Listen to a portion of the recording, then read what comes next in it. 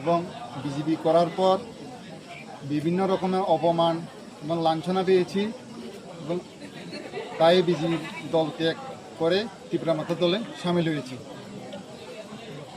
তিপ্রাসা এবং বাঙালিদেরকে ঠকানো হয়েছে, কোনো কাজ করেনি। এবং আমরা দেখেছি বিজেপিও সেমভাবে শুধু জুমলাবাজি করে মানুষকে ঠকানো হয়েছে।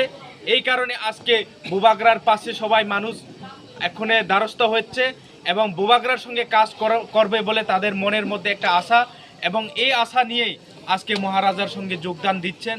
আমরা ত্রিপুরা মথা এবং আমাদের ত্রিপুরা মথাতে সবাই যোগদান দিয়ে মহারাজাকে আরও উৎসাহিত করার জন্য এবং ভবিষ্যতে একসঙ্গে কাজ করার লক্ষ্যে এই জয়েনিং বলে আমি মনে করি।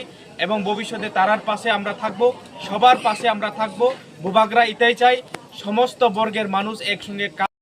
আজকে আমরা গাবুসরা ভিলেজ কমিটি এখানে এসে আমরা দেখলাম 23 ফ্যামিলির 111 ভোটার আজকে আমাদের ত্রিপুরা মথায় জয়েনিং করেছে।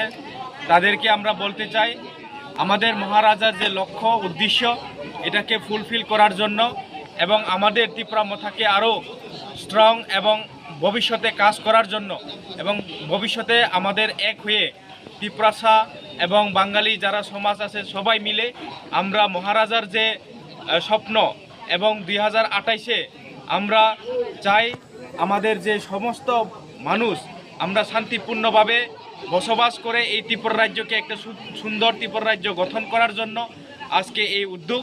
এবং যারা জয়েনিং করেছেন আজকে তাদের উদ্দেশ্যে আমি বলতে চাই তারাও আজকে থেকে আমাদের ফ্যামিলি এবং আমাদের সঙ্গে কাজ করবে।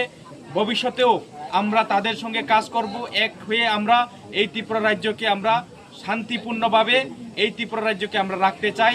এবং আমরা বলতে চাই যে সমস্ত বর্গের মানুষ আজকে মহারাজাকে বিশ্বাস করছে, কারণ একটাই আমরা দীর্ঘদিন দেখে